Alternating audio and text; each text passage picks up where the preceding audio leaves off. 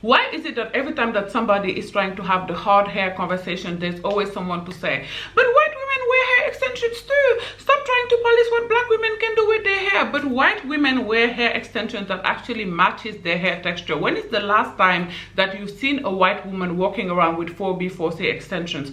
Exactly. Yes, if some white women do wear clip-ins in order for their hair to appear thicker, it always matches the actual texture of their hair. Also, white women do not wear hair extensions at the same rate at which we do, at least not where I live. Okay, I live in Europe, and I would venture to say 30% of white women wear hair extensions, whereas 70% or 65% of black women wear the middle part bust down every single day. So if this is the strongest argument you have, you need to look for new talking points, because it's actually a pretty whack argument. It's pretty weak. Okay, and stop telling me to stop policing black women. I cannot police what black women do with their hair all the way from my living room in Germany. Like, be so for real. Okay, just click off the video and go and put some relaxer on your hair. Click off the video and go and put some lay on your hair. Okay, just stop it. It doesn't actually make sense. Like, we are trying to have these conversations to heal for the next generations of black women to come. I personally think that is cooked for our daughters, but I believe that our granddaughters can have some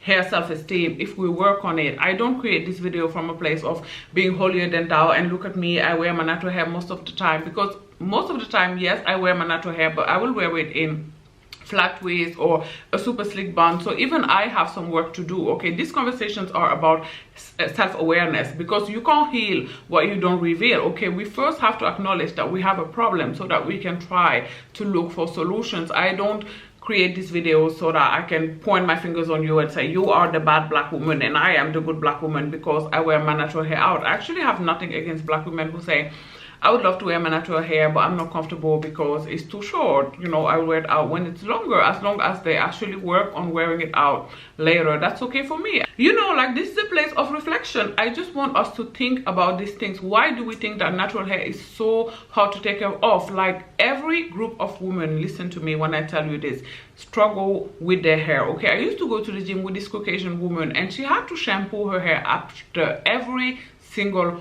workout. Okay, she had to dry her hair. I would see her, you know, doing the bending if you have that reference, trying to dry her hair like after every single workout. And I was so grateful for the fact that I only have to wash my hair twice a week. Indian women put powders and olive oil and whatever else on their hair. Like, even we copy that. Like, we take the Indian powders and put it on our hair. Like, every group of women actually has some hair struggles. Let's stop this narrative that false hair is so hard to take care of. It's not any harder than the wigs they all put on, you know, the lace front wigs, you know, with the bleaching the knots, cutting the lace, plugging the lace, actually gluing the wig on the head, and doing the baby hair. Like, that actually takes a lot of time and a lot of energy too. If you put that same time and same energy in your natural hair, it's gonna look good. Like, be so for real. Just say that you prefer the straight look, and that's okay as long as you are working on it. Like, we all have, again, some work to do. In a texturist society, it's not easy for anybody, but we owe it, like I said, to our granddaughters to at least try, because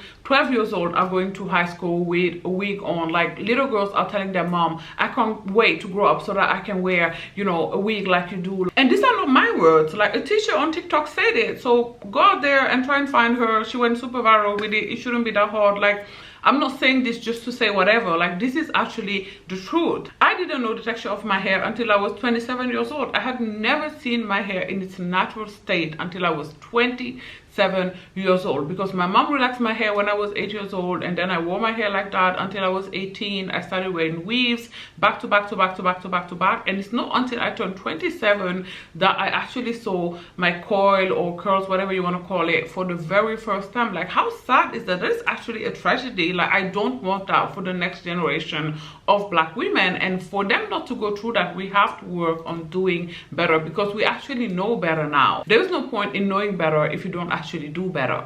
So yeah, as a group, as a collective, please, let's work on loving our natural hair more, because we complain that white people want to touch our hair, and this is going to be very unpopular, I understand, but I don't care. But the reason why they do it, or one of the many reasons why they do it, is because they never see it. Okay, I understand that sometimes it's a microaggression, okay, but a lot of white people actually ask to touch our hair because they never see our hair. Okay, if it was the norm, then nobody would ask to touch it. Or I'm sure actually some people would still do it, but they would do it because, you know, they want to do you a microaggression. But generally, I'm sure you understand what I mean. Like, you're not curious about what's the norm. If all black women, or even most black women, would wear their 4B, 4C hair out every single day, then people asking us to touch our hair would be a rarity. Okay, it would be a lot more rare than it is today. So that's why I actually don't care when white people ask me to touch my hair. Like, I never allow them to touch it, but it's not something that bothers me because some way, somehow, I actually understand why they do it. Like, especially since I live in Europe, and it's actually really rare where I live to see a black woman walking around, you know, with her natural hair. Like, everybody has a wig on. So I understand why they ask. I never allowed them to do it, but I get it. I'm not even gonna lie. And I could go on and on and on and on, but I think I'm gonna stop here. In the comment section down below, let me know what you think about the conversation. Thanks for watching. Bye, guys. Mwah.